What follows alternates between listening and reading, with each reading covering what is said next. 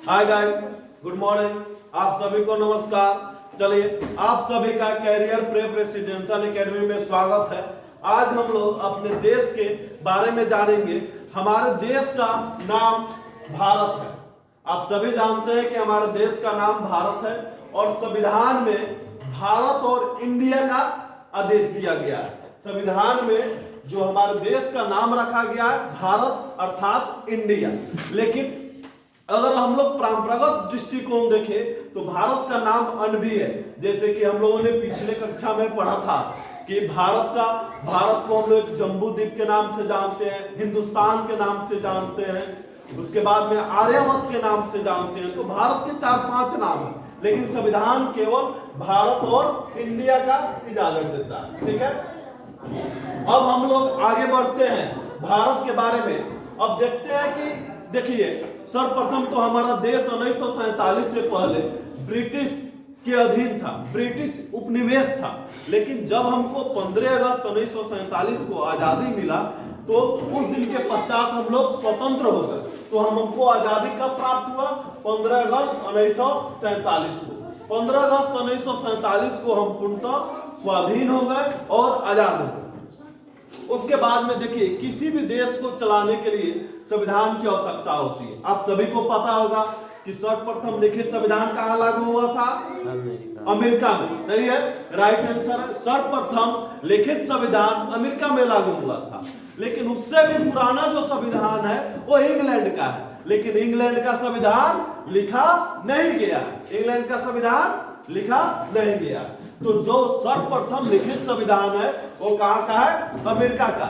लेकिन हमारे अपने संविधान के बारे में यदि बात करेंगे तो हमारा जो संविधान है वो सबसे विस्तृत संविधान है, सबसे बड़ा संविधान है। ठीक है, तो हम अपने संविधान के बारे में बात करते हैं तो हमारा संविधान 26 जनवरी 1950 को लागू हुआ। लेकिन एक चीज है कि यहाँ पे एक चीज ध्यान दीजिए कि 26 जनवरी 1950 से पूर्व ही हमारा संविधान बनकर तैयार हो गया था। कब हमारा संविधान बनकर तैयार हो गया था? 26 नवंबर 1949 को।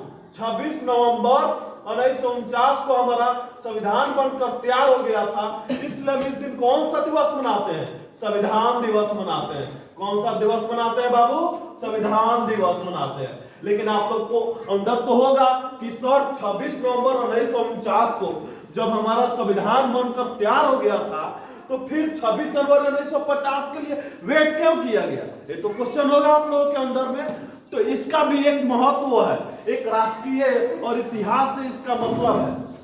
आप सभी को याद होगा कि जब स्वतंत्रता संघर्ष चल रहा था तो उस समय जवाहरलाल नेहरू ने कौन से नदी के तट पे झंडा फहराए थे? कौन से नदी?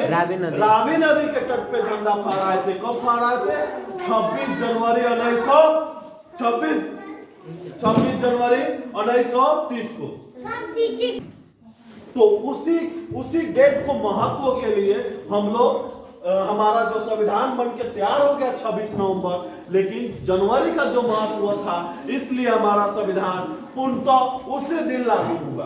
कब? 26 जनवरी 1950। अब हम लोग आगे बढ़ते हैं और हम लोग अपने राष्ट्रीय पुष्प के बारे में देखते हैं कि हमारा राष्ट्रीय पुष्प क्या है। थोड़े समय में आप लोगों के सामने राष्ट्रीय पुष्प आ जाएगा। देखिए, ये रहा राष्ट्रीय पुष्प। ये हमारे देश का राष्ट्रीय पुष्प है। इसको धरोहर और राष्ट्रीय के महत्व दिया गया है। तो ये कमल हमारा राष्ट्रीय पुष्प है। तो हमारा राष्ट्रीय पुष्प क्या है? कमल है। राष्ट्रीय पुष्प कमल है। और हम लोग चिन्ह की बात करें तो हमारा चिन्ह अशोक चक्र है। अशोक चक्र, आप लोग को अशोक के बारे में याद होगा कि कितने महान सम्राट थे अशोक। कितने महान सम्राट थे। ये कौन से वंश से थे बाबू? अशोक किस वंश से थे? याद कीजिए, मौर्य वंश से थे। मौर्य वंश का संस्थापक चंद्रगुप्त मौर्य। चंद्रगुप्त मौर्य के पुत्र का नाम बिंदुसार और बिंदुसार के पुत्र का नाम सम्राट अशोक। इन्होंने, आपको याद होगा कि शांति के मार्ग से अपने राष्ट्र का, अपने देश का कितना बड़ा विस्तृत किया। ठीक है, तो हमारा जो राष्ट्रीय चिन्ह है वो अशोक चक्र है। अब हम लोग बात करते हैं नेशनल फेस्टिवल, राष्ट्रीय त्योहार के बारे में कि हमारा राष्ट्रीय त्योहार क्या है। हमारा जो राष्ट्रीय त्योहार है वो 3 राष्ट्रीय त्योहार को माना गया है और तीनों डेट हमारे देश के लिए बहुत इंपॉर्टेंट है, बहुत इंपॉर्टेंट है, क्योंकि एक ऐसा डेट है जिस दिन हम लोग गणतंत्र हुए थे, यानी हमारा संविधान पूर्णतः लागू हुआ था। वो डेट है 26 जनवरी और जो दूसरा डेट है, जो दूसरा दिवस इंपॉर्टेंट है वो है 15 अगस्त और जो तीसरा डेट है वो है 2 अक्टूबर। यानी 26 जनवरी को गणतंत्र दिवस, 15 अगस्त को स्वतंत्र दिवस और 2 अक्टूबर को गांधी जयंती मनाया जाता है। अब हम लोग आगे बढ़ेंगे, अब हम लोग आगे जानेंगे कि हमारा नेशनल बर्ड्स राष्ट्रीय पक्षी क्या है। तो हमारा राष्ट्रीय पक्षी मोर है। देखिए ये राष्ट्रीय पक्षी मोर है। आप लोग जानते होंगे मोर के बारे में। मोर जब नाचता है, नाचती है तो कितने अच्छा लगता है। तो ये बारिश के मौसम और थोड़ा सा अनुभव कीजिए। तो ये है हमारा नेशनल बर्ड्स पीकॉक। ठीक है, आगे हम लोग बढ़ते हैं। अब हम लोग राष्ट्रीय पशु के बारे में जानेंगे कि हमारा राष्ट्रीय पशु क्या है। तो राष्ट्रीय पशु क्या है? बाघ है। हमारा राष्ट्रीय पशु बाघ है। बाघ के बारे में एक और फैक्ट आप लोगों को पता होना चाहिए। बाघ किसकी सवारी है? बाघ किसकी सवारी है? माता दुर्गा की सवारी है। राष्ट्रीय पशु बाघ माता दुर्गा की सवारी है। चलिए आगे हम लोग चलते हैं। अब हम लोग राष्ट्रीय नदी के बारे में जानते हैं। नदी तो हमारे देश में बहुत सारा है, यमुना, गंगा, उसके बाद में सिंधु, सतलज, बहुत सारे नदी है। लेकिन जो सबसे पवित्र और सबसे महत्व जिस नदी को दिया गया है, हमारे देश ने दिया है, वह कौन सी नदी है? वह गंगा नदी है। तो गंगा नदी को सबसे पवित्र और सबसे महत्व दिया गया है। इसको इसलिए भी महत्व दिया गया है कि गंगा नदी से लाखों किलोमीटर हेक्टेयर सिंचाई होता है। इससे विभिन्न नहर निकालकर और ये उत्तर प्रदेश, बिहार, उत्तराखंड, वेस्ट बंगाल में विभिन्न प्रकार के सिंचाई का माध्यम है। इसमें तो ये भी आप लोगों ने सुना होगा कि यह इस गंगा नदी के पानी को आप कितनों 100 साल तक रखें, इसमें ना कोई दुर्गंध आएगा, ना कोई खराबी होगा। इसलिए आप सभी के घर में भी गंगाजल रखा जाता है कि नहीं? गंगाजल वो कभी गंध उसमें से देता है? कभी वो पानी खराब होता है? नहीं, पानी खराब होता है। इसलिए राष्ट्रीय नदी गंगा को रखा गया है।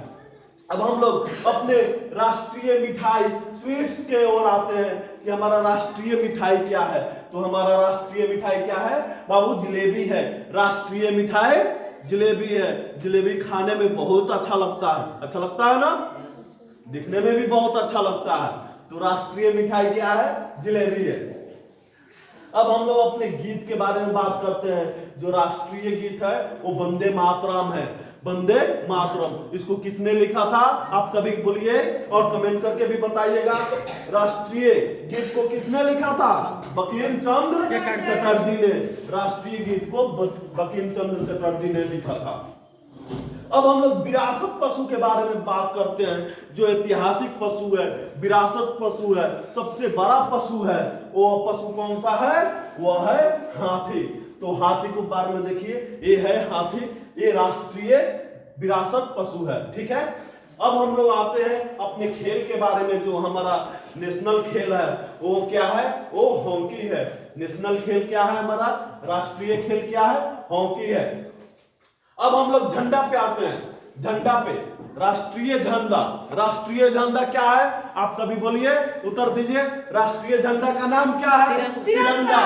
क्योंकि इसमें 3 रंग है। ठीक है, और तीनों रंग का कोई ना कोई मायने है। तो ये रहा तिरंगा, इससे भी बेहतर ये रहा तिरंगा। और इस तिरंगा के बारे में थोड़ा सा आप समझिए। इसमें 3 रंग दिख रहा है कि नहीं आपको? दिख रहा है। ऊपर केसरिया, बीच में सफेद और सबसे नीचे लहराती हुई हरियाली। ये तीनों किसी न किसी चीज के लिए फेमस है और इस रंग का कोई मायने है। यह रंग यूं ही नहीं दिया गया है। जो आप समझ रहे होंगे कि यह रंग यूं ही नहीं दिया गया है। तो सबसे पहले जो ऊपर केसरिया रंग है वो साहस, शक्ति, बलिदान का प्रतीक है। वो शक्ति का प्रतीक है, मजबूती का प्रतीक है। ये जब रंग आता है तो मजबूती का भी प्रतीक है। और ऐसा माना जाता है कि जब पिंगलिन वेंकैया ने बनाया था इस तिरंगा को, तो इसमें सारे धर्मों के बात को रखा गया था। तो ये हमारे जो सनातनी और हिंदू धर्म के भी केसरिया रंग प्रतीक है। अब आगे हम लोग देखते हैं सफेद। सफेद शांति, एकदम शांति और साहस, शांति का प्रतीक है, और यह सफेद शांति का प्रतीक हो गया है। और आगे हम लोग चलते हैं, आगे किस रंग, कौन सा रंग दिया गया बाबू? हरियाली। हरियाली कौन से रंग का प्रतीक है?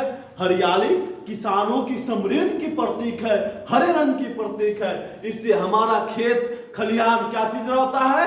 हरा रहता है। इसलिए हमारे तिरंगे झंडे में हरियाली रंग का दिया गया है। ठीक है, और हरियाली एक और भी चीज कह सकते हैं, जो हमारे मुस्लिम भाइयों के जो फेवरेट कलर है उसका भी यहाँ पे ध्यान दिया गया है।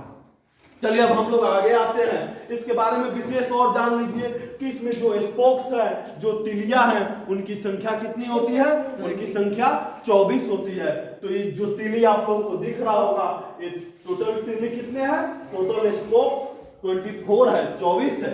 अब हम लोग आगे आते हैं, इसका जो लंबाई और चौड़ाई का अनुपात हम लोग देखें तो ये जो लंबाई है ये कितने होगा? हमेशा 3 लंबाई इसका होगा, और चौड़ाई कितना होगा? 2 होगा। एक चीज यहाँ पे देखिए, आप लोग समझिए, यदि लंबाई 6 हो सकता है तो चौड़ाई कितना होगा? 4 होगा। अगर यानी कट से हमको कितना आना चाहिए? 3 और 2 आना चाहिए। तो ये 2 से 2 तिया 2 दूना। अगर यहाँ पे हम 12 रखेंगे तो कितना होगा? यहाँ पे कितना होगा? 12 और 4 तिया और 4 दूना कट जाएगा। 4 तिया 4 दूना, यानी हम कितना बड़ा रखे, लेकिन हमारा अंतिम में निष्कर्ष क्या आना चाहिए? 3:2।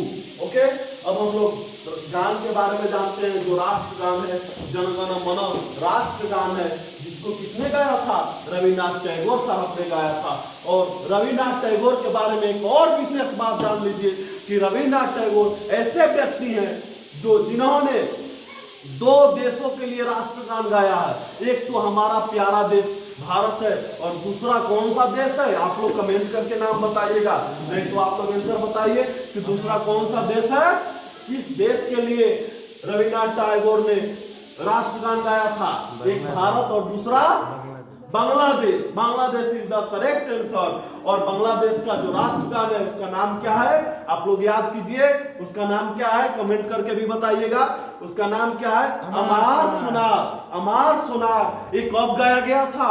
याद कीजिए, बंगाल विभाजन 1905 राइट आंसर है। 1905 में स्वदेशी आंदोलन के दौरान बंगाल के विभाजन के खिलाफ यह गान गाया गया था। जब बाद में बांग्लादेश एक अलग देश बना, पाकिस्तान से अलग बना, तब उसने रविन्द्रनाथ टैगोर साहब द्वारा गाना जो गाया गया था गान उन्होंने अपना लिया। एक तो चीज है कि राष्ट्रीय गान को गाने में कितना समय लगता है? तो 52 सेकेंड लगता है। हम लोगों ने ये तो पढ़ ही लिया था। और राष्ट्रगीत को गाने में कितना सेकेंड लगता है? 65 सेकेंड लगता है। अब हम लोगों ने इतने इंफॉर्मेशन आप लोगों को दिया, और हम अपने बेस्ट देना चाहते हैं, इसलिए आप लोगों की सपोर्ट की आवश्यकता है। और इस चैनल को सब्सक्राइब कीजिए और ज्यादा से ज्यादा शेयर कीजिए। आप सभी को डेली बाय डेली ऐसे वीडियो आप लोगों को मिलते रहेगा, जिससे आपका जीके जीएस और प्लस ज्ञान का जो ज्ञान तो असीमित है, लेकिन फिर भी हम लोग कुछ ना कुछ इंफॉर्मेशन देना चाहते हैं। थैंक्स।